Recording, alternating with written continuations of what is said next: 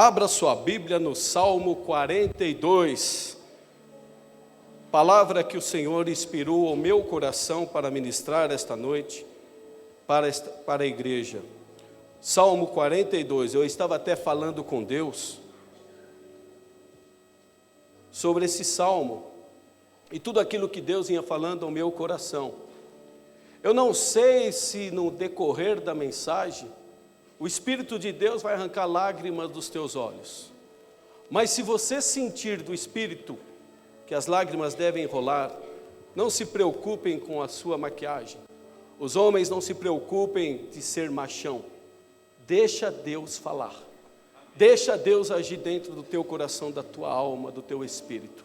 Eu tenho certeza que Deus vai falar profundamente aos nossos corações. Parabéns a todos os batizantes, viu? Que Deus abençoe. Eu comentei lá na Calabria, esse é o velório que eu amo participar. Como eu gosto de ver vocês morrerem e nascendo em novidade de vida. Deus seja louvado.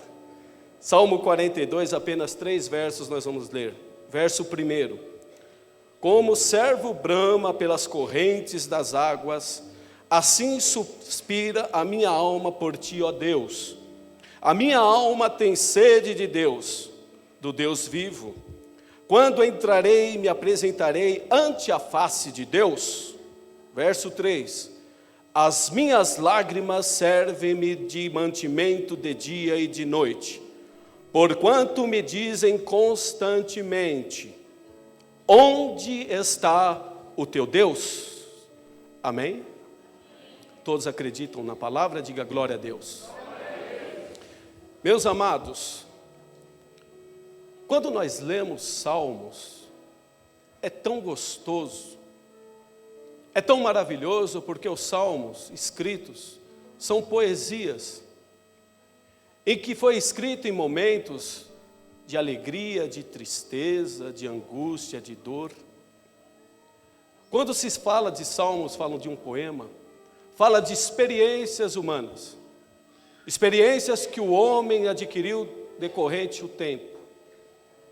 Tudo aquilo que o homem passou, tudo aquilo que o homem teve na sua vida, ele transforma num poema, escrevendo alguns relatos da grandeza de Deus, ou até mesmo de sofrimentos, de perseguições, de lutas, e assim por diante. Os salmos expressam sentimentos humanos, sentimentos para com o próximo, sentimentos para com o Criador. E assim, os salmos vão dando origem a vários sentimentos. Sentimentos de declarar a grandeza de Deus. Por exemplo, o Salmo 93 mostra a santidade, a magnitude, a grandeza, a soberania de Deus. Outros salmos declaram lamentações. Outros salmos, cânticos, adoração, louvores. E isso só pode ter sido escrito por homens que passaram por algumas adversidades em suas vidas.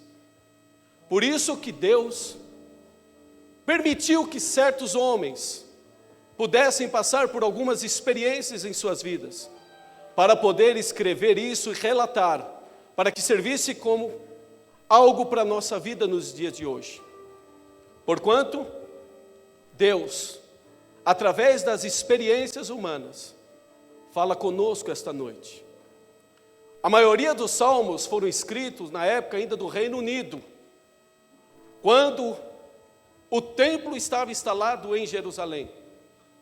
Alguns salmos poderiam ter sido escritos antes, outros poucos após o Reino Unido, quando houve a divisão das tribos de Israel.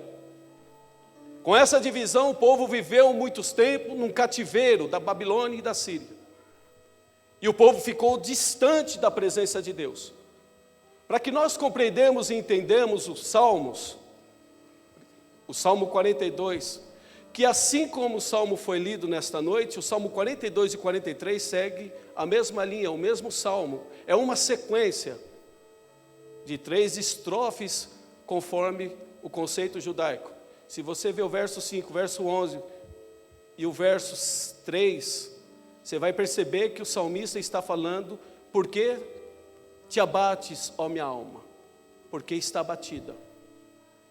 Mas quando Deus tirou o povo de Israel do cativeiro e levou o povo a peregrinar no deserto por 40 anos, uma das instruções que Deus deu para o povo israelita era que durante o ano, 3 vezes, o povo hebreu tinha por obrigação ir em Jerusalém adorar a Deus. Lá em Êxodo capítulo 23, versículo 14, você vai ver a ordem de Deus para o povo hebreu. 3 vezes ao ano devereis comparecer a Jerusalém, ao templo, para adorar a Deus. Isso era uma regra, era que Deus ordenou, era ordenado por Deus, estava no imperativo. E o povo hebreu colocou isso tanto dentro do coração, que eles tinham devoção tão grande pelo Deus, pelo Criador, que a maior alegria para eles eram os 3 festas anuais estarem em Jerusalém no templo.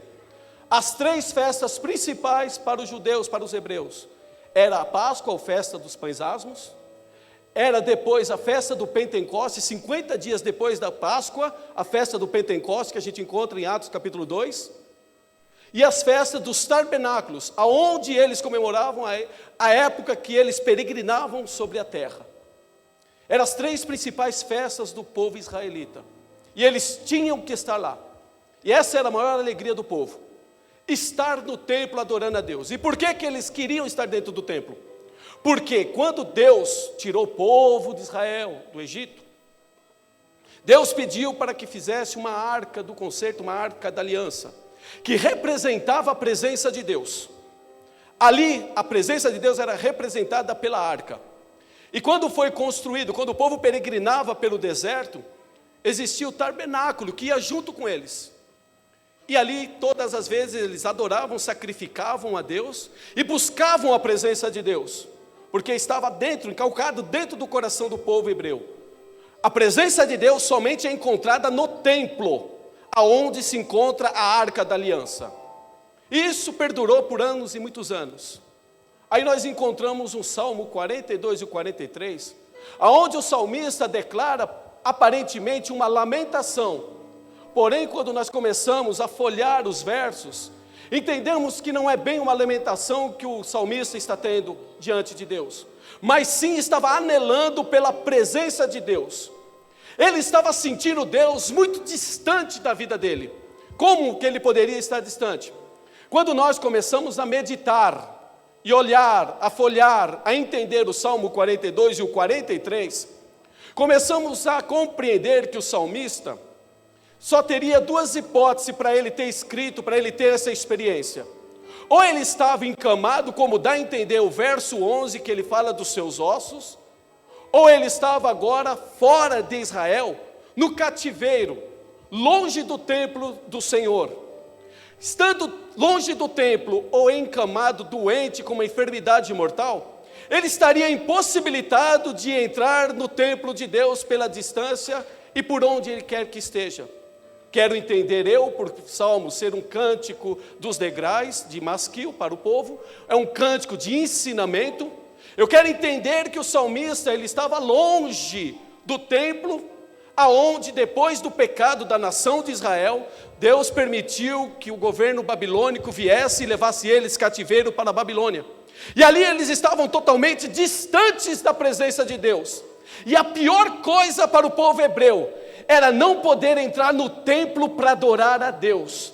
A pior coisa para o povo judeu era não estar dentro da casa de Deus. Por que a casa de Deus? Porque Deus para os judeus somente poderia ser adorado, só poderia ser clamado em 3 lugares. O primeiro lugar era o templo, o segundo lugar era a sinagoga, que já foi instituída no templo lá que eles estavam na Babilônia. E o terceiro lugar que Deus poderia ser falado, que o nome dele poderia ser proclamado, era a mesa. Até mesmo ontem eu lembrei da ministração da Mileide, que por sinal, Deus abençoe, viu Mileide?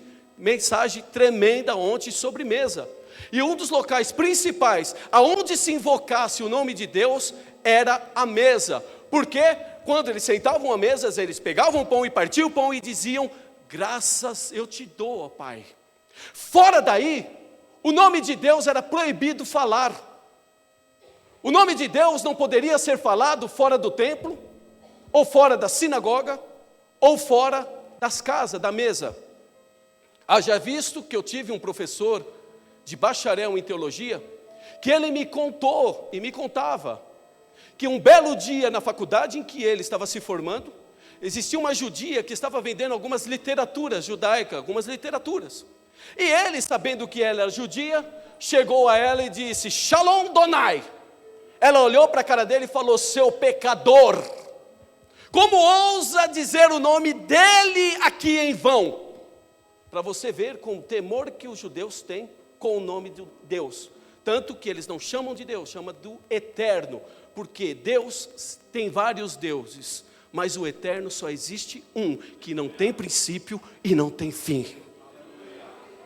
O salmista estava longe, e ele agora começa a ter o desejo de estar no templo de Deus. E o fato de ele estar tão distante, querendo sentir a presença de Deus, porque ele fala que era tão lindo, tão maravilhoso, quando ele seguia uma procissão de vários, para ir ao templo, louvando, cantando, glorificando. Porque quando chegava o tempo da Páscoa, eles sacrificavam, comemoravam, e a presença de Deus era notória. Porém, ele estava impedido de ir ao templo. E ele começa a observar os locais em que eles se encontravam, e começa a fazer uma relação da vida dele, do desejo que ele tinha de estar adorando a Deus. E ele começa, assim como a corça que nós lemos, brama pelas correntes das águas. Algo interessante, ele começa a observar a região em que ele se encontra. As regiões da Palestina, os semidesérticas, muitas corças habitavam nessas regiões. E para o salmista estar escrevendo este verso, ele tinha conhecimento de causa de uma corça bramando por águas. Foi porque quando nós entendemos e compreendemos um pouco da história, há duas possibilidades, há duas correntes de pensamento para que as corças bramavam pelas águas. A primeira corrente era que, nesta época, as águas cristalinas, elas corriam por manilhas de tubos de águas, que elas corriam de um lado para o outro até a cidade santa. E as corças têm algo muito especial dela. Ela é boa de faro e ótima de audição. No deserto do calor da Palestina, a corça ela consegue ouvir a quilômetros as águas correntes passando pelos tubos, pelas manilhas. E no momento que ela ouve, ela consegue ter o faro das águas. E ela começa a correr, a saltar atrás dessas águas para que pudesse saciar a tua sede. E ela começa a pular por cima das manilhas, indo, prosseguindo, até encontrar aonde aquela água ia desaguar. Aonde ela encontrava com a água e começava a tomar essa água para saciar a tua sede. Uma outra corrente diz que as corças, nessas regiões semidesérticas, eram alvo, presa fácil para os animais selvagens e para as bestas feras. Com isso, as corças, para poderem fugir dos animais selvagens, corriam até encontrar as águas. Quando elas encontravam as águas, elas mergulhavam nas águas, para se proteger dos animais selvagens. Encontrando as águas, elas se mergulhavam por baixo das águas, elas refrigeravam a sua alma, refrigeravam a sua garganta, e ali elas conseguiam escapar dos animais selvagens. O salmista olha e diz: olha, assim como essas corças estão correndo, assim como essas corças estão bramando pelas águas, assim é minha alma por Deus, assim é minha alma pela presença de Deus. Deus está tão longe, Deus está tão distante, que quando eu vejo uma corça correndo atrás de água, assim começo a sentir na minha alma a presença de Deus. Eu corro, eu anelo, eu quero matar a minha sede, eu quero a presença do Espírito Santo de Deus.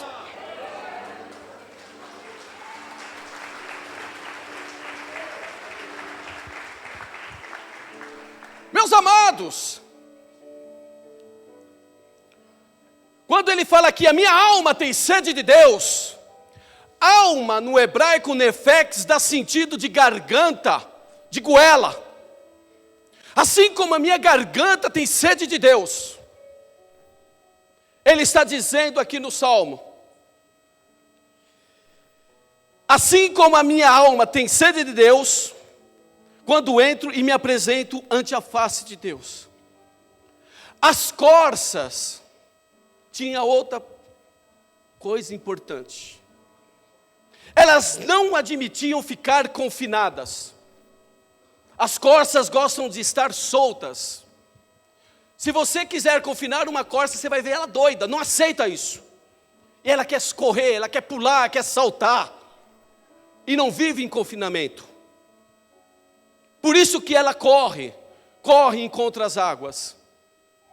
Aí você me pergunta e fala, mas tá bom, a corça encontrou as águas. E o que isso representa na minha vida espiritual? Água, na Bíblia, representa a palavra, representa o Espírito de Deus. João capítulo 4, meio-dia, o sol está demais. Jesus sai com seus discípulos e vão de encontro ao poço de Jacó. Chegando ao poço de Jacó, os discípulos vão para a cidade e Jesus fica sozinho e encontra com uma mulher samaritana. Como todos sabem, samaritanos não se davam com judeus.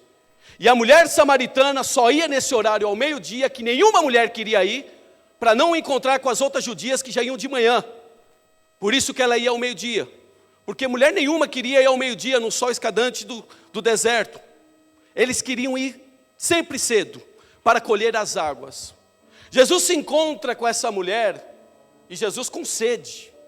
Olha para essa mulher e diz: olha mulher, eu estou com sede. Me dá dessa água aí. A mulher olhou e falou assim: filho, como sendo tu judeus, vem pedir para mim que sou samaritana água para beber. Jesus olhou e falou: minha filha, se você soubesse quem é que está te pedindo água, você receberia água viva.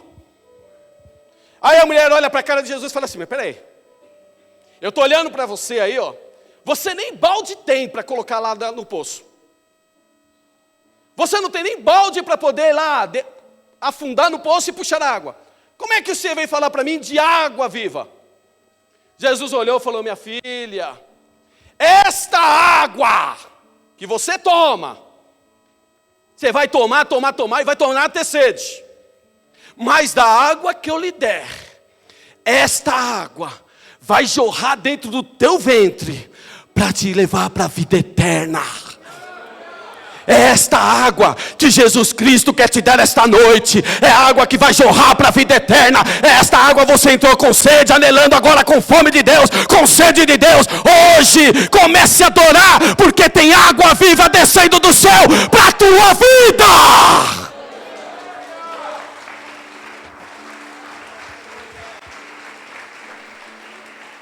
Apocalipse capítulo 22, versículo 17 diz: e o Espírito e a esposa diz: aquele que tem sede, venha, toma de graça água da vida. Jesus Cristo, nosso Senhor, tem água da vida essa noite para você. Ele vai saciar a tua sede.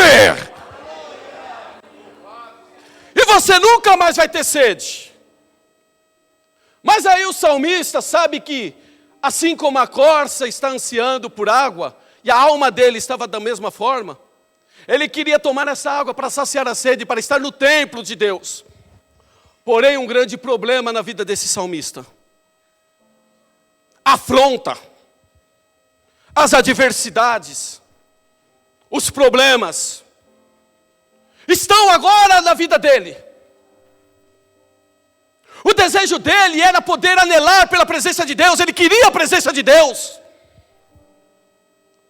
Quão bom seria se nós tivéssemos esse desejo de estar sempre na casa do Senhor. Quão bom seria se nós anelássemos por esta presença de Deus nos cultos que nós temos. Mas infelizmente, quando nós falamos da presença, anelando pela presença de Deus, nós queremos só anelar quando nós queremos algo que nos favorece. Nós queremos cultuar a Deus somente algo quando interessa alguma coisa para nós. O interesse do salmista não era por bem material, não era por nada disso. Ele só queria a presença de Deus, porque ele estava longe do templo, longe de tudo. E às vezes, eu começo a olhar a igreja, o ministério, a obra. Pessoas que só entram dentro da igreja simplesmente para pedir, pedir, pedir. Mas nunca para adorar, adorar, adorar. O desejo desse salmista era a presença de Deus. Ele não queria nada mais, ele não está falando: Deus, mata os meus inimigos. Deus, destrói aqueles que estão se levantando contra a minha vida. Não. Ele queria somente a presença de Deus. Ele mesmo se pergunta: por que está te abatida a minha alma? Por que se abate dentro de mim? Mas ele mesmo responde: espera em Deus. Mas a tristeza estava dentro do coração dele, porque ele estava longe do templo, longe da presença de Deus. E os adversários, os inimigos olham para ele e falam: aonde está o teu Deus? É o tema da mensagem. Onde está o teu Deus?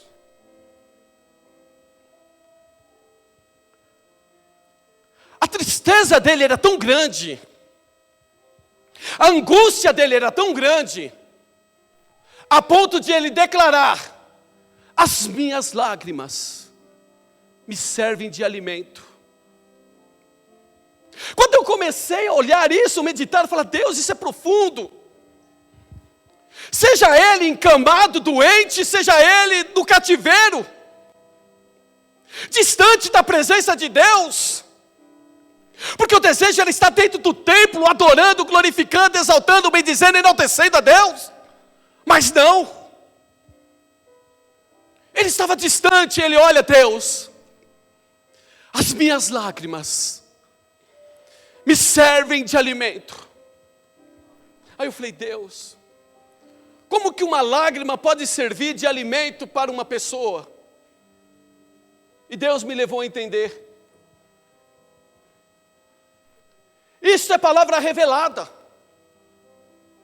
Por isso que eu falei para você: se de repente você sentir no teu coração de derramar lágrimas na presença de Deus, não hesite. Derrama, porque o Espírito de Deus me revelava pessoas assim como esse salmista, que estão dizendo que as lágrimas estão servindo como alimento de dia e de noite. Como assim, pastor?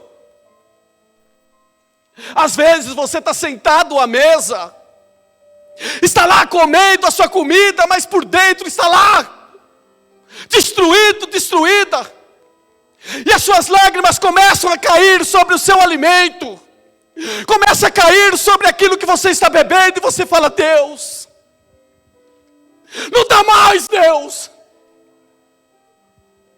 Eu não aguento mais a dor, eu não aguento mais o sofrimento. E as suas lágrimas começam a derramar, a cair no prato, se ajuntando com o teu alimento, indo para dentro. É o meu alimento, Deus. Porque ninguém entende. Eu sou afrontada todos os dias, e me perguntam: aonde está o teu Deus? Você não está dentro da igreja, você não está dentro do templo, Mostra para mim aonde está o teu Deus. E você, no teu particular, começa a derramar lágrimas que te servem de alimento. Outra interpretação da lágrima para o alimento é quando você não tem desejo e não tem vontade mais de comer e de se alimentar. As suas lágrimas derramam, começam a correr pelo teu rosto, e você começa a engolir as suas lágrimas, falando: Deus, aonde está o Senhor agora? Aonde está o Senhor agora?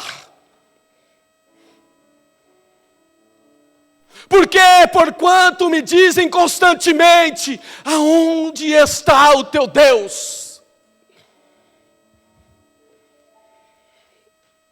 E as lágrimas são roladas. O salmista, longe do templo, longe da presença de Deus, com as lágrimas sendo derramadas,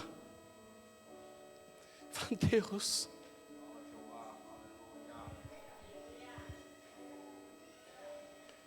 eu falei para Deus: oh Deus, eu preciso me controlar para não chorar também. Se eu chorar, fica a noite toda aqui. Mas Deus estava falando tão dentro do meu coração.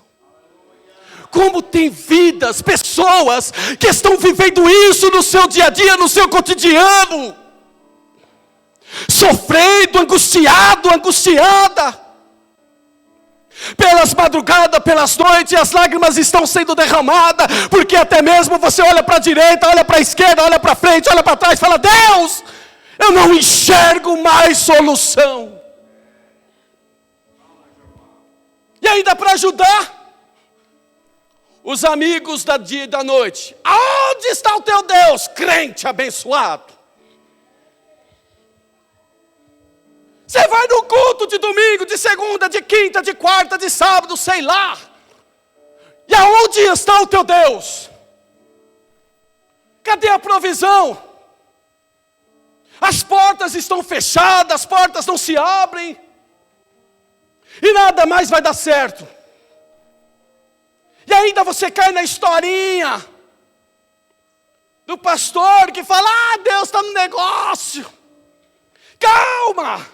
Aí você sai do culto e fala: Deus, eu não quero mais que as minhas lágrimas me sirvam de alimento. Eu quero poder ver a tua grandeza, eu quero poder ver a tua glória, eu quero poder ver a tua provisão, a sua providência na minha vida. Eu quero que o Senhor mude a minha história. Aonde está o teu Deus? Ezequiel capítulo 17, se você ler lá, existia algo na mente, na mentalidade judaica, que se Deus não estivesse no templo, ou na sinagoga, ou na casa, de nenhum momento você poderia ver Deus.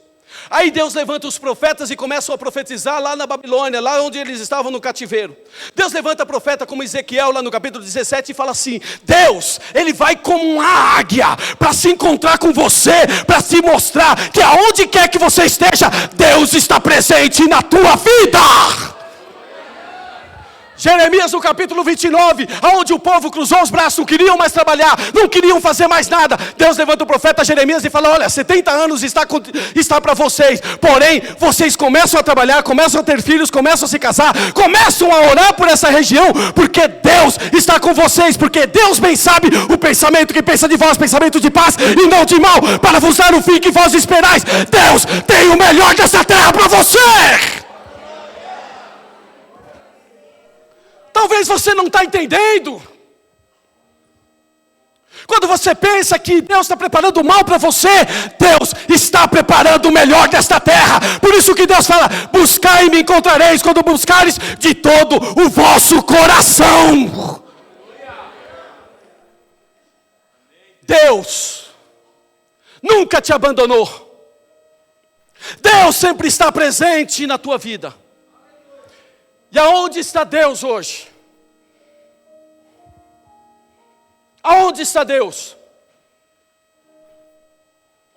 Jesus, depois que subiu aos céus, quando Ele retornou, Ele falou com seus discípulos e disse: olha,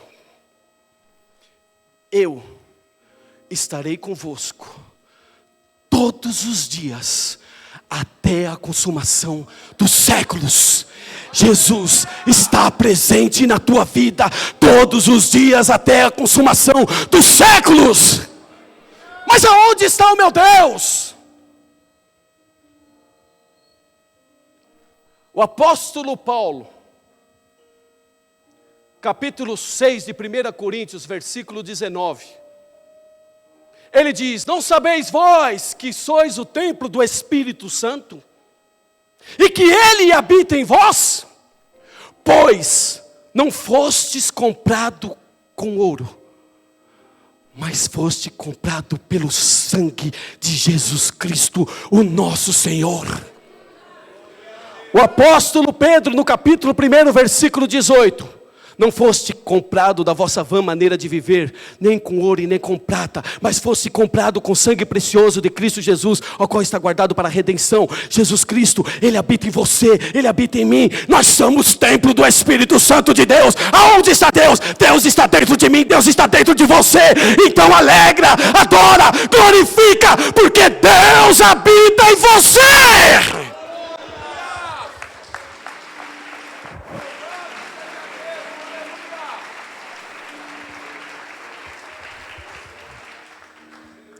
O mesmo apóstolo Paulo, se você ler lá no capítulo 1, no capítulo 3 de 1 Coríntios, no versículo 16, você vai falar, ele vai repetir para você, falando assim: vós sois o templo do Espírito Santo em quem habita a Deus. E fala ainda: ai daqueles que tentarem destruir esse templo. Esse templo é eu, esse templo é você. Pode se levantar quem for, como o salmista no Salmo 3: ah, Senhor, são muitos que se levantam contra a minha alma e dizem: ha, ha. Deus olha e fala: meu filho, não turbe o vosso coração, credes em Deus, credes também em mim, porque na casa do meu pai há muitas moradas. Se não eu vou, tenho dito, eu vou preparar lugar, e aonde eu estou, vós estáis também. Deus tem o melhor dessa terra. Adore e glorifique, porque Deus é contigo.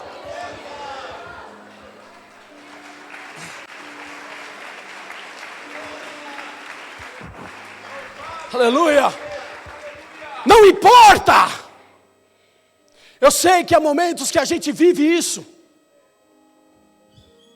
Mas, se eu e você somos templo, Paulo fala, 1 Tessalonicenses capítulo 5, versículo 17, não extingais, versículo 19, não extingais o Espírito, não apague o Espírito. Por que não pode apagar o Espírito? Porque eu sou templo, você é templo. Se eu apagar o Espírito, o templo também apaga. Se eu alimento o Espírito, o templo começa a se encher. Então, tudo que é bom, tudo que é de bom pensamento, tudo que é louvável, tudo que salmodia, você começa a louvar, adorar, glorificar, exaltar. Deus começa a encher a tua vida, porque você é templo do Espírito Santo, e não tem problema que vai parar você no meio do caminho, porque hoje você vai voar nas asas do Espírito de Deus. O Espírito de Deus está aqui. Mas Deus, eu estou sem força. Eu estou sem força, Deus. Eu queria estar forte igual fulano, igual Betrano, e não consigo. Isaías no capítulo 40, versículo 27 em diante, as nações começam a olhar os jovens fortes, robustos, falando: olha lá, que grande exército de jovens guerreiros. E Deus olha e fala assim: ó, esses jovens se cansam, eles se fadigam, porque estão firmados na sua própria força dos seus braços. Porém, os que esperam no Senhor subirão com asas de águia, correrão e não se cansarão, caminharão e não se fadigarão. Deus está dando asas de águia para você. Você vai voar nas asas do Espírito. Você vai andar e não vai se cansar. Você vai correr e não vai fadigar, porque Deus renova as suas forças hoje. É hoje.